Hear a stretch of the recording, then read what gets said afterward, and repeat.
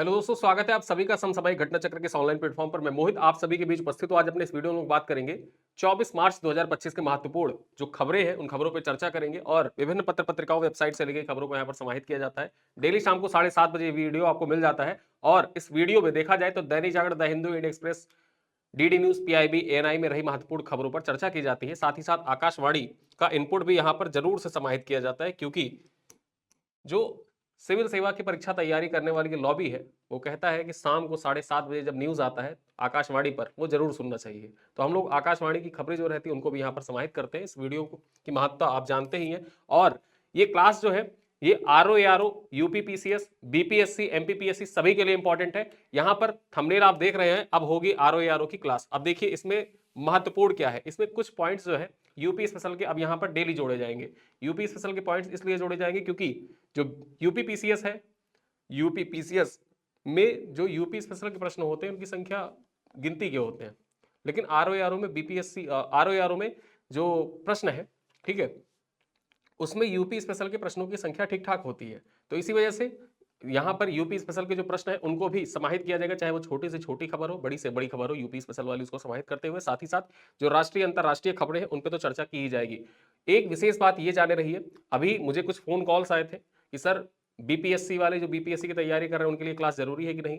ये क्लास सभी के लिए जरूरी है, जो भी स्टेट पीसीएस या अन्य एक दिवसीय परीक्षाओं की तैयारी कर रहे हैं उनके लिए जरूरी है। यूपी पीसीएस और बीपीएससी वालों के लिए खास बात एक ये है कि हमारा जैसे लास्ट टाइम चीजें हुई थी कि हमने पहले जो नेशनल करंट अफेयर था उसको कवर किया, फिर उसके बाद में जब हमारा एग्जाम नजदीक आया उसके एक महीने पहले जो यूपी स्पेशल, बिहार स्पेशल था वो मंथली वीडियो ला ला के एक एक दिन में दो दो वीडियो आए, दो दो दिन पे एक एक वीडियो आते रहे, सब कुछ हमने कंप्लीट किया था। सेम वैसे ही परीक्षा के पूर्व आपके सारे वीडियो आ जाएंगे, मंथली करंट अफेयर वाले और यूपी स्पेशल, बिहार स्पेशल सब कुछ आ जाएंगे। अब तक हमने दिसंबर तक के कंप्लीट कर लिए, उस पर भी हम लोग आगे जनवरी जैसे ही जैसे जैसे एग्जाम नजदीक आएगा सब कुछ हम लोग कवर करते हुए चलेंगे। तो यहाँ पर ध्यान रखिएगा कि ये video UP PCS, BPSC, MPPSC, Uttarakhand PSC सबके लिए इंपॉर्टेंट है। चलिए चर्चा करते हैं, उससे पहले कुछ जानकारी है, मैं जानकारी साझा कर दूं, जरूरी भी है आपके लिए।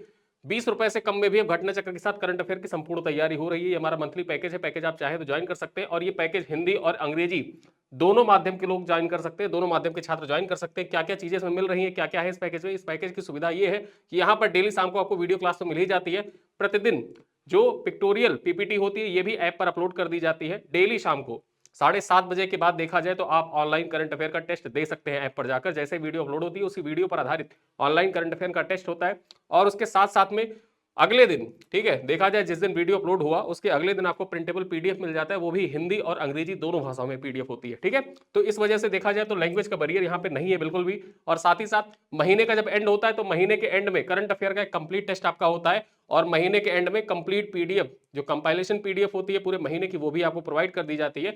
डिस्कशन तथा पीडीएफ को डाउनलोड करने के लिए व्हाट्सएप कम्युनिटी की सुविधा अलग से प्रदान की गई है। वहां पर जो लोग पैकेज ज्वाइन कर चुके हैं, व्हाट्सएप कम्युनिटी में नहीं जुड़े हैं, वो हेल्पलाइन नंबर पर कॉल करिएगा, आपको व्हाट्सएप कम्युनिटी का लिंक शेयर कर दिया जाएगा, वहां से आप जो कंटेंट है उसको डाउनलोड कर सकते हैं। ठीक है, और इसी के साथ एक सूचना और भी है, घटना चक्र के द्वारा आरओ नवधारा बैच संचालित की जा रही है। ये बैच हमारा रनिंग बैच है, इसमें आप अगर जो ज्वाइन करते हैं तो यहाँ पर क्या क्या सुविधाएं आपको मिल रही है वो मैं सुविधाएं बता देता हूं। यहाँ पर देखा जाए 120 प्लस घंटों का वीडियो क्लासेस आपको मिलेगा। संपूर्ण कोर्स की तैयारी जो है वो वीडियो कवरेज के माध्यम से होगी, वीडियो कवरेज होगा यहाँ पर संपूर्ण कोर्स का। प्रतिदिन क्लास पीडीएफ और पीपीटी आपको प्रोवाइड ही की जा रही है। दैनिक क्विज, क्लास आधारित क्विज भी आपको मिल रहा है। ठीक है, जो क्लास होगा उसी क्लास पर आधारित आपको दैनिक क्विज भी यहाँ पर मिल रही है। खास बात यह है कि इस कोर्स में आपको 5 फुल लेंथ टेस्ट भी, यानी कि जो 200 क्वेश्चन का फुल लेंथ एमसीक्यू है, एमसीक्यू टेस्ट होगा, वो यहाँ पर आपको प्रोवाइड किया जाएगा। और इसके साथ साथ में आपको जी का 2025 का संस्करण, साथ ही साथ परीक्षा पूर्व जब दृष्टि मैगजीन आएगी वो दृष्टि मैगजीन और करंट क्विज की किताबें भी आपको प्रदान की जाएगी। यूपी स्पेशल कंप्यूटर और एग्रीकल्चर पर विशेष फोकस किया जाएगा। ठीक है, और परीक्षा पूर्व क्विक रिवीजन वीडियो के माध्यम से सुपरफास्ट रिवीजन भी आपका करवा दिया जाएगा। साथ ही साथ एक खास बात आपके लिए यह है कि जो लोग आरओ नवधारा बैच ज्वाइन करेंगे उनके लिए जो ये हमारा पैकेज है करंट अफेयर का, डेली करंट अफेयर का पैकेज है, उस पैकेज को ज्वाइन करने की आवश्यकता नहीं है। आप हमारा नवधारा बैच ज्वाइन करेंगे, आपको उसमें ये डेली करंट अफेयर का जो पैकेज है वो आपको मुफ्त में मिल जाएगा। और ये नवधारा बैच जो हमारा वो कितने का है, 999 रुपए का। 1000 से भी कम में आपको पूरा वीडियो कवरेज के माध्यम से संपूर्ण तैयारी आरओ की हो जाएगी। आरओ की तैयारी देखिए, हम आपको दिशा दिखा सकते हैं, मेहनत आपको करनी है, मेहनत आपको खुद से करनी होगी। जितनी मेहनत आप कर सकते हैं हमारे साथ लग के उतनी मेहनत आप करिए और साथ ही साथ इस कोर्स का फायदा उठाइए। और यहां पर भी जो क्लास पीडीएफ वगैरह है या डिस्कशन करने के लिए कोई आपका डाउट है, उस डाउट को क्लियर करने के लिए एक व्हाट्सएप कम्युनिटी की सुविधा यहाँ पर भी प्रदान की गई है। आप व्हाट्सएप कम्युनिटी में व्हाट्सएप ग्रुप से जुड़ सकते हैं और नवधारा बैच का लाभ उठा सकते हैं। चलिए अब स्टार्ट करते हैं, थोड़ी सी जानकारी थी देना जरूरी था। अब स्टार्ट करते हैं आज की महत्वपूर्ण खबरों पर। खबर क्या है? विश्व टीबी दिवस जो 24 मार्च का दिन है, 24 मार्च को किस दिवस के रूप में मनाया जाता है? 24 मार्च को वर्ल्ड टीबी डे के रूप में मनाया जाता है। याद रखिएगा, विश्व टीबी दिवस के रूप में मनाया जाता है। ठीक है, यहां पर देखा जाए तो 24 मार्च 1882 को जर्मन वैज्ञानिक रॉबर्ट कोच ने टीबी बैक्टीरिया की खोज की थी। माइकोबैक्टीरियम ट्यूबरकुलोसिस की खोज किसके द्वारा की गई थी? रॉबर्ट कोच के द्वारा की गई थी। कब की गई थी? 24 मार्च 1882 को। ठीक है, कब? 24 मार्च 1882 को जर्मन के वैज्ञानिक थे रॉबर्ट कोच। याद रखिएगा, परीक्षण कथन कारण से आपसे पूछ सकता है कि टीबी की बैक्टीरिया की खोज किसके द्वारा की गई? जर्मन वैज्ञानिक थे रॉबर्ट कोच के द्वारा। ठीक है, कब की गई थी? 24 मार्च 1882 को की गई थी। यहां पर देखा जाए 1905 में रॉबर्ट को उनकी खोज के लिए नोबेल पुरस्कार दिया गया था। रॉबर्ट को, जो रॉबर्ट कोच है, रॉबर्ट कोच को इसी खोज के लिए नोबेल पुरस्कार 1905 में दिया गया था। यह पॉइंट जरूर याद रखिएगा। अब यहां पर चर्चा करें, विश्व टीबी दिवस साल 1982 में हर साल 24 मार्च को मनाया जाता है। ठीक है, कब से मनाया जा रहा है जो विश्व टीबी दिवस है? तो विश्व टीबी दिवस 1982 से मनाया जा रहा है हर साल 24 मार्च को। यहां पर देखें तो 1882 में खोज हुई थी, उसके 100 साल बाद 1982 से देखा जाए तो 24 मार्च से ही मनाया जा रहा है। इस दिन को मनाने की शुरुआत वर्ल्ड हेल्थ ऑर्गेनाइजेशन के द्वारा की गई थी। WHO के द्वारा इस दिन को मनाए जाने की शुरुआत की गई थी। इस साल विश्व टीबी दिवस 2025 का थीम क्या है? हम टीबी को समाप्त कर सकते हैं, प्रतिबद्धता, निवेश, उद्धार, इस बार का थीम है। ठीक है, ये पॉइंट याद रखिएगा, प्रतिबद्धता, निवेश, उद्धार, और हम टीबी को समाप्त कर सकते हैं। ठीक है, we can and TB, commit, invest, save, इस बार का थीम है। ये थीम जरूर याद रखिएगा। चलिए अगली खबर पर चर्चा करें। पॉइंट क्या है? चौथी भारत यूरोपीय संघ समुद्री सुरक्षा वार्ता नई दिल्ली में संपन्न हुई है, और इससे संबंधित जो महत्वपूर्ण पॉइंट है उनको देख लेते हैं। चौथी भारत यूरोपीय संघ समुद्री सुरक्षा वार्ता 21 मार्च को नई दिल्ली में आयोजित की गई। भारतीय प्रतिनिधिमंडल का नेतृत्व विदेश मंत्रालय के निशस्त्रीकरण और राष्ट्रीय सुरक्षा मामलों के संयुक्त सचिव, नाम क्या है इनका? नाम है इनका मुआनपुई सेवाई, इनके द्वारा किया गया। साथ ही साथ यूरोपीय प्रतिनिधिमंडल का नेतृत्व किसके द्वारा किया गया? तो यूरोपीय विदेश कार्रवाई सेवा सुरक्षा एवं रक्षा नीति निदेशक, इनका नाम क्या है? मैसीजी स्टेट जेक, इनके द्वारा किया गया था। ठीक है, तो ये पॉइंट जरूर याद रखिएगा कि चौथी भारत यूरोपीय संघीय समुद्री सुरक्षा वार्ता कहां पर आयोजित की गई? नई दिल्ली में आयोजित की गई। और ऐसे जो समिट वगैरह होते हैं, ये समिट आपके परीक्षा के दृष्टिकोण से बहुत महत्वपूर्ण होते हैं, जो खासकर सुरक्षा के दृष्टिकोण से, डिफेंस के दृष्टिकोण से जो भी समिट होते हैं वो आपके परीक्षा के लिए बहुत महत्वपूर्ण होते हैं, एग्जाम में आपसे पूछे जाते हैं। इस बार का यूपीपीसीएस प्रीलिम्स का पेपर आप उठाकर देखेंगे तो ऐसे समिट की संख्या थी दो समिट आपसे करंट अफेयर में पूछे गए थे। तो इस वजह से याद रखिएगा, कहां पर हुआ था? नई दिल्ली में हुआ था। यहां पर देखा जाए तो दोनों पक्ष अवैध समुद्री गतिविधियों से निपटने, महत्वपूर्ण समुद्री बुनियादी ढांचे की सुरक्षा, क्षेत्रीय क्षमता विकास और क्षमता निर्माण गतिविधियों जैसे क्षेत्रों को साझा प्रयासों को मजबूत करने पर सहमत हुए। जो दोनों देश हैं, यूरोपीय कंट्री और भारत, ये दोनों आपस में सहमत हुए इस बात पर कि जो अवैध समुद्री गतिविधियां हैं उन पे लगाम लगाई जाएगी। साथ ही साथ महत्वपूर्ण समुद्री बुनियादी ढांचे जो है उनको सुरक्षा प्रदान की जाएगी। क्षेत्रीय क्षमता विकास और क्षमता निर्माण गतिविधियों जैसे क्षेत्रों पर साझा प्रयास किया जाएगा। ऐसा दोनों देशों के बीच में सहमति बनी है। ठीक है, तो ये पॉइंट हो गया। अगले पॉइंट पर चर्चा करें। अगली खबर क्या है? तवी फिल्मोत्सव का उद्घाटन। जो तवी फिल्मोत्सव है इसका आयोजन कहां पर किया गया? तवी फिल्मोत्सव का आयोजन जम्मू कश्मीर में किया गया था, और जम्मू कश्मीर के उपराज्यपाल मनोज सिन्हा ने जो तवी फिल्म महोत्सव है, ठीक है, तवी फिल्म महोत्सव, इसका उद्घाटन किया। यह फिल्म महोत्सव किसके द्वारा आयोजित किया गया था? तो यह फिल्म महोत्सव जम्मू कश्मीर सिने एसोसिएशन के द्वारा आयोजित किया गया था। किसके द्वारा? जम्मू कश्मीर सिने एसोसिएशन के द्वारा इसको आयोजित किया गया था। ठीक है, अब यहां पर देखिए अगली खबर इसी से रिलेटेड है। इसी अवसर पर जम्मू कश्मीर के फिल्म निर्माताओं और कलाकारों से सामाजिक मुद्दों के बारे में जागरूकता बढ़ाने और सकारात्मक बदलाव को बढ़ावा देने का भी आह्वान किया गया। ठीक है, और यह आह्वान किसके द्वारा किया गया था? जम्मू कश्मीर के उपराज्यपाल लेफ्टिनेंट गवर्नर कौन है? मनोज सिन्हा है, उनके द्वारा उद्घाटन किया गया। और इसी उद्घाटन समारोह में जो जम्मू कश्मीर के फिल्म निर्माता है उनको बताया गया कि जो आपसी, ठीक है, समरसता है उसको बढ़ावा दिया जाए, तथा जो सामाजिक मुद्दों के बारे में जागरूकता बढ़ाने के लिए फिल्मों का निर्माण किया जाए, सकारात्मक बदलावों को बढ़ावा दिया जाए, ऐसी आह्वान किया गया। ठीक है, तो ये सारे पॉइंट आपके परीक्षा के लिए इंपॉर्टेंट है, याद रखिएगा। तभी फिल्म महोत्सव का आयोजन कहां पर किया गया? जम्मू कश्मीर में किया गया था। किसके द्वारा किया गया था? जम्मू कश्मीर सिने एसोसिएशन के द्वारा किया गया था। उद्घाटन किसके द्वारा? मनोज सिन्हा के द्वारा किया गया। ठीक है, यहां पर आप चित्र में देख सकते हैं। चलिए अगली खबर पर चर्चा करें। अगला खबर क्या है? हरियाणा में आबकारी और कराधान विभाग की एकमुश्त निपटान योजना 2025 की शुरुआत। यहां पर देखा जाए जो विवाद होता है, कर से संबंधित जो विवाद होता है, कर से संबंधित विवादों को खत्म करने के लिए हरियाणा राज्य सरकार के द्वारा आबकारी और कराधान विभाग की एकमुश्त निपटान योजना की शुरुआत की गई है। ठीक है, चर्चा करें पॉइंट्स पर, तो हरियाणा के मुख्यमंत्री नायब सिंह सैनी ने कुरुक्षेत्र में कर विवाद के एक बार में ही निपटान हेतु आबकारी और कराधान विभाग की एकमुश्त निपटान योजना की शुरुआत की है। किसके द्वारा की गई है? जो नायब सिंह सैनी हरियाणा के मुख्यमंत्री, उनके द्वारा की गई है। कहां से की गई है? कुरुक्षेत्र से की गई है। और उद्देश्य क्या है इसका? उद्देश्य यही है कि जो कर विवाद है उनको एक ही बार में समाप्त कर दिया जाए। ठीक है, जो कर विवाद होते हैं उनको एक ही बार में समाप्त करने के लिए इसको स्टार्ट किया गया है। इस योजना से दुकानदारों, उद्यमियों, व्यापारियों को राहत दी जाएगी। योजना के अंतर्गत 3 श्रेणियां बनाई गई हैं। जो ये योजना है उसके अंतर्गत जो विवाद निपटान की श्रेणियां हैं उनको 3 कैटेगरी में बांटा गया है। विवादों को देखा जाए तो पहली श्रेणी में, मतलब पहली श्रेणी के विवाद कौन है? जिनमें 10 लाख रुपए तक के टैक्स का विवाद है।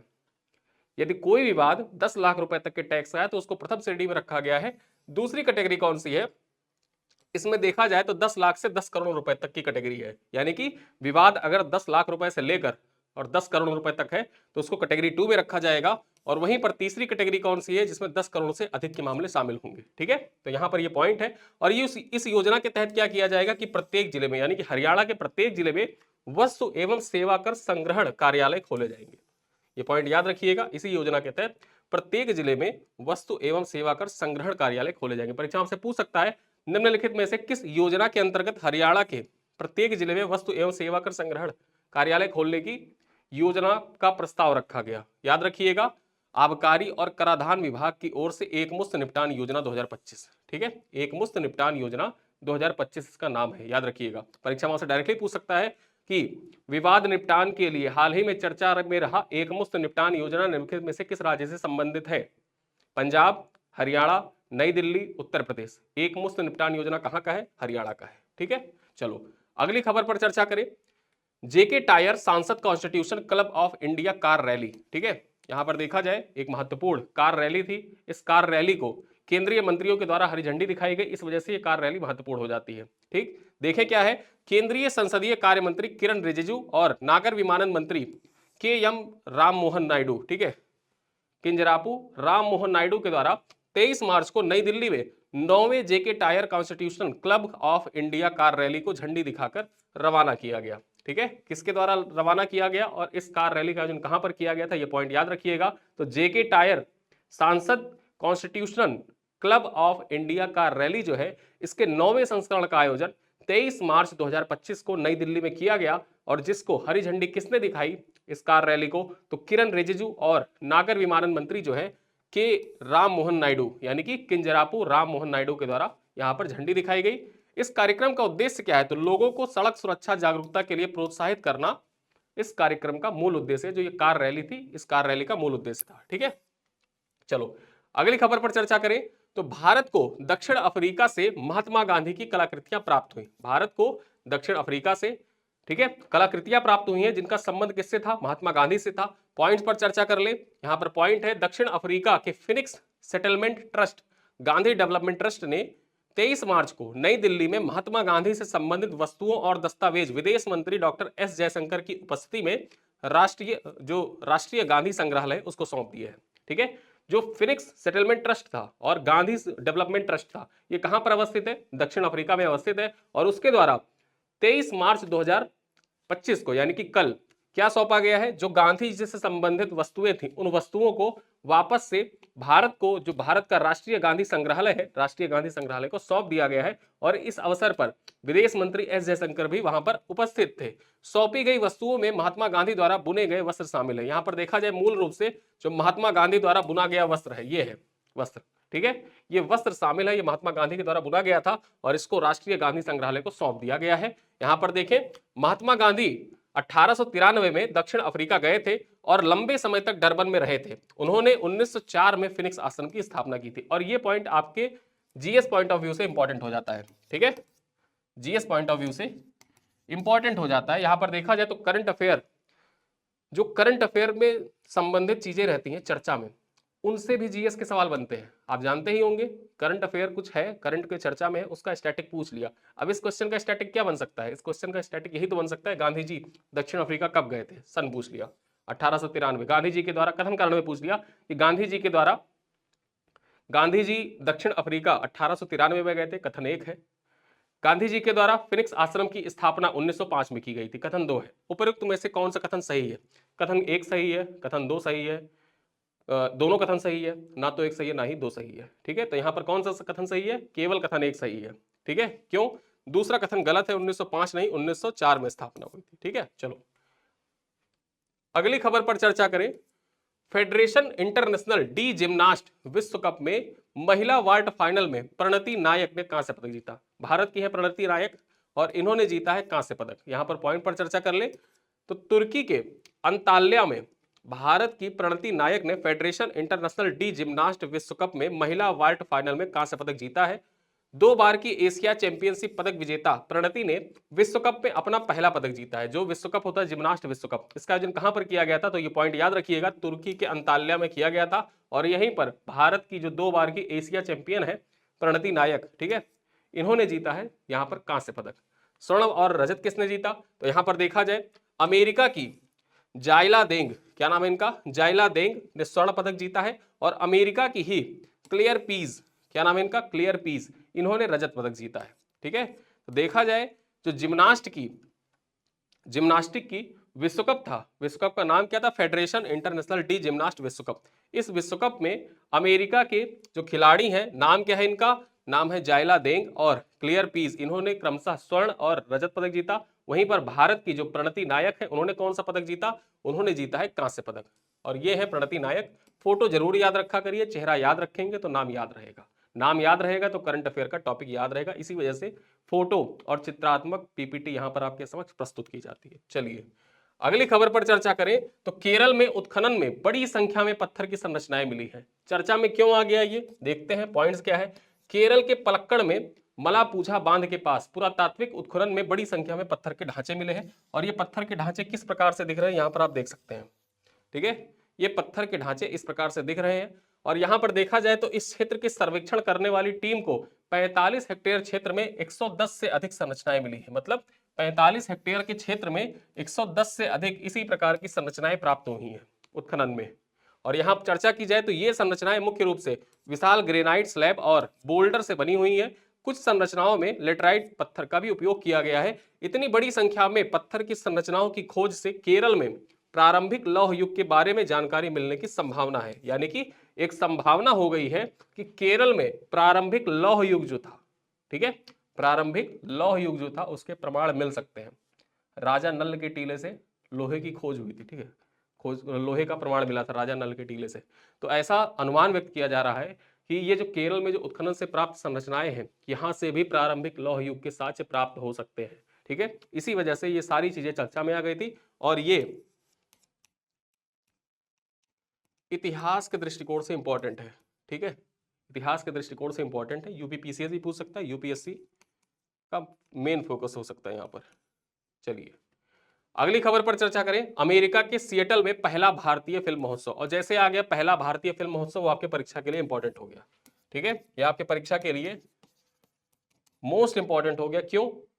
भारत के बाहर अमेरिका में पहली बार भारतीय फिल्म महोत्सव का आयोजन हो रहा है, इस वजह से यह पॉइंट आपकी परीक्षा के लिए इंपॉर्टेंट है। चर्चा करें तो अमेरिका के सिएटल में 3 दिवसीय पहले भारतीय फिल्म महोत्सव की शुरुआत की गई है।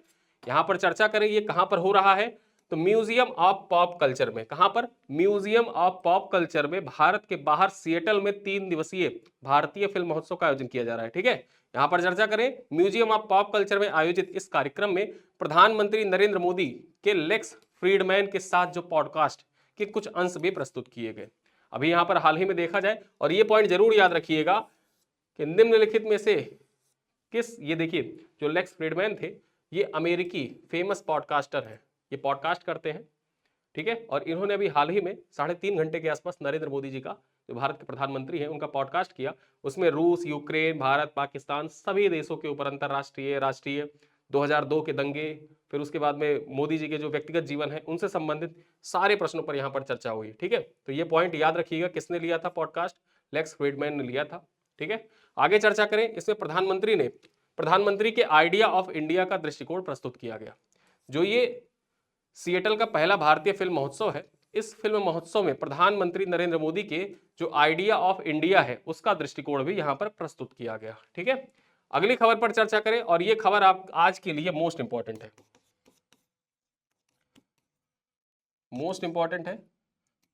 या तो ये आरओ में पूछा जाएगा, या तो ये यूपी पीसीएस में पूछा जाएगा, और या तो ये बीपीएससी में पूछा जाएगा। लिख के रख लीजिए, ये तीन परीक्षा में से किसी एक परीक्षा में जरूर पूछा जाएगा। नामीबिया की पहली महिला राष्ट्रपति। किसी भी संवैधानिक पद हो, किसी देश का संवैधानिक पद हो, किसी संस्था का संवैधानिक पद हो, या कोई संस्था हो, उस संस्था का हेड ऑफ डिपार्टमेंट हो, जब कोई महिला बनती है, वो पॉइंट आपके परीक्षा के दृष्टिकोण से वेरी मोस्ट इंपॉर्टेंट हो जाता है। और उसी दृष्टिकोण से देखा जाए तो नामीबिया की पहली महिला राष्ट्रपति आपके परीक्षा के लिए बहुत महत्वपूर्ण है। यहां पर हम चर्चा करें, दक्षिण अफ्रीकी देश नामीबिया के राष्ट्रपति के पद पर पहली बार 72 वर्षीय एक महिला, नाम क्या है इनका, नेतुम्बो नंदी।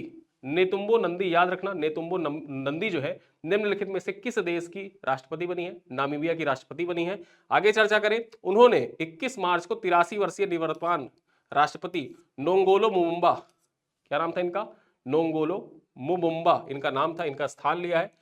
फिर उसके बाद देखें, नोतुम्बो नंदी इससे पहले उपराष्ट्रपति के रूप में भी सेवा कर चुकी हैं, ठीक है। और उन्होंने राष्ट्रपति पद का जो चुनाव हुआ उसमें 58% मत हासिल किए, 58% मत हासिल करके नामीबिया की राष्ट्रपति बन गई है। और राष्ट्रपति बनने से पूर्व देखा जाए तो उपराष्ट्रपति के रूप में वो नामीबिया की सेवा कर चुकी हैं।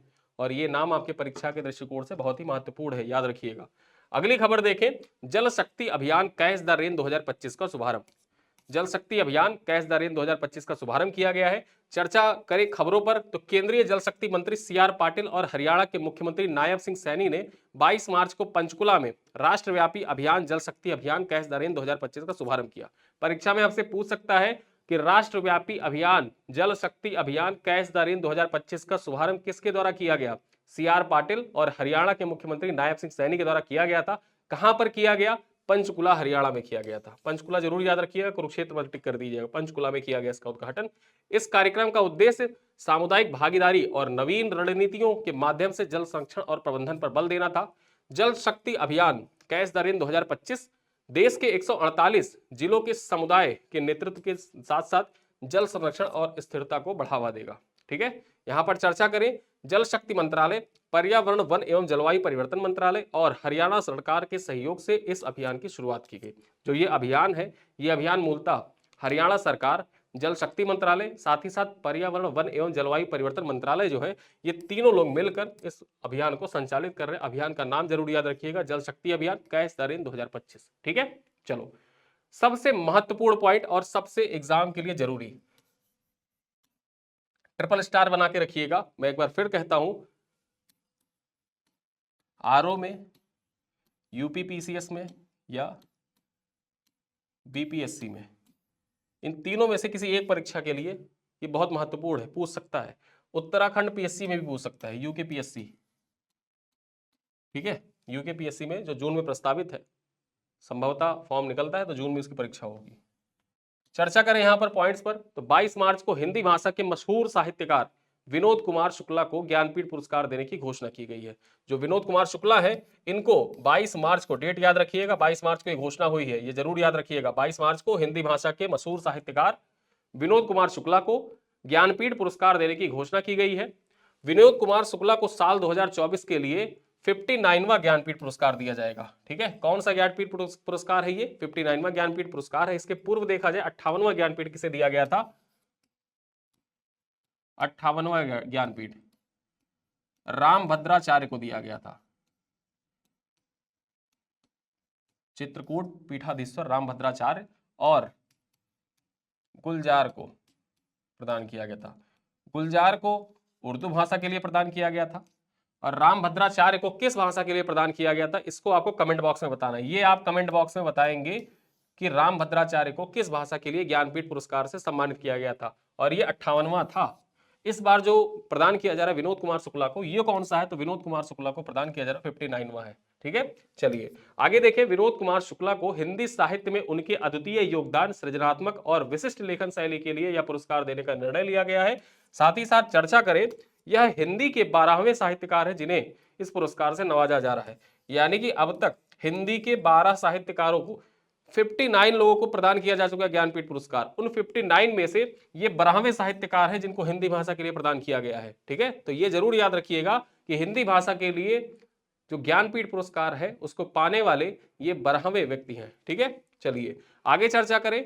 इससे पहले इन्हें 1999 में उपन्यास दीवार में एक खिड़की रहती थी, ठीक है, दीवार में एक खिड़की रहती थी, इसके लिए साहित्य अकादमी पुरस्कार से भी सम्मानित किया जा चुका है। परीक्षा में आपसे पूछ सकता है कि विनोद कुमार शुक्ला को वर्ष 2024 के लिए ज्ञानपीठ पुरस्कार से सम्मानित किया गया है, पहला कथन। दूसरा कथन पूछेगा, इन्हें वर्ष 1998 में उपन्यास दीवार में एक खिड़की रहती थी के लिए साहित्य अकादमी पुरस्कार से सम्मानित किया गया। तो यहां पर कौन सा कथन सही है? कथन एक सही है। कथन दो इसलिए गलत हो जाएगा, 1999 में दिया गया है, ना कि 1998 में। ठीक है, और मैंने पूछा क्या था, 1998 बोला था, तो इस वजह से दूसरा कथन गलत हो जाएगा, केवल कथन एक सही है। आगे देखें, ज्ञानपीठ पुरस्कार भारतीय ज्ञानपीठ न्यास की तरफ से भारतीय साहित्य के लिए दिया जाने वाला सर्वोच्च पुरस्कार है। भारतीय साहित्य में प्रदान किया जाने वाला जो ज्ञानपीठ पुरस्कार है वो सर्वोच्च सम्मान है, ये पॉइंट जरूर याद रखिएगा। और आगे देखें, इस पुरस्कार में 11 लाख रुपए प्रदान किए जाते हैं, प्रशस्ति पत्र प्रदान किए जाते हैं और वाग देवी की कांस्य प्रतिमा भी प्रदान की जाती है। तो ये 3 पॉइंट जरूर याद रखिएगा। ज्ञानपीठ पुरस्कार जिसको भी दिया जाता है उसको 11 लाख रुपए, प्रशस्ति पत्र और वाग देवी की एक प्रतिमा प्रदान की जाती है प्रतिकीर्ति के रूप में। ठीक है, तो यहाँ पे आज जो महत्वपूर्ण करंट अफेयर रहे उन पे हमने चर्चा की। कुछ क्वेश्चन आपके लिए है, इन क्वेश्चनों का उत्तर आपको कमेंट बॉक्स में देना है। पहला प्रश्न है, प्रणति नायक ने किस देश में आयोजित फेडरेशन इंटरनेशनल डी जिम्नास्टिक विश्व कप में महिला वॉल्ट फाइनल का कांस्य पदक जीता? ठीक है, अमेरिका, तुर्की, फ्रांस और रूस। क्वेश्चन नंबर 2 है, सिएटल में आयोजित पहले भारतीय फिल्म महोत्सव का आयोजन कहां हुआ? जो सिएटल में आयोजित हो रहा था पहला भारतीय फिल्म महोत्सव, इसका आयोजन कहां पर किया गया? Museum of pop culture, American arts museum, Seattle museum या आर्ट गैलरी हॉल। ठीक है, कहां पर इसका आयोजन किया गया? कमेंट में बताइएगा। क्वेश्चन नंबर 3 है, विनोद कुमार शुक्ला को कौन से वर्ष के लिए 59वां ज्ञानपीठ पुरस्कार प्रदान किया गया? 2023, 24, 2025, 26। क्वेश्चन नंबर 4 है, जल शक्ति अभियान कैच द रेन 2025 को किस राज्य में शुरू किया गया है? उत्तर प्रदेश, हरियाणा, गुजरात, महाराष्ट्र। तो ये 4 प्रश्न है, इन 4 प्रश्नों का उत्तर आपको कमेंट बॉक्स में देना है। ठीक है, और इस वीडियो को अपने दोस्तों के साथ साझा करिएगा। आरओ बीपीएससी यूपी पीसीएस के लिए बहुत ही रामबाण क्लास हो रही है। यहाँ पर पर डे की जो न्यूज होती है न्यूज को कवर किया जाता है। विभिन्न पत्र पत्रिकाओं वेबसाइट की जो महत्वपूर्ण खबरें होती हैं उन खबरों को यहाँ पर समाहित करके आपके समक्ष प्रस्तुत किया जाता है। वीडियो कैसा लगा बताइएगा, कमेंट बॉक्स में अपने फीडबैक होगा जरूर लिखिएगा, प्रश्नों का उत्तर जरूर दिया करिए।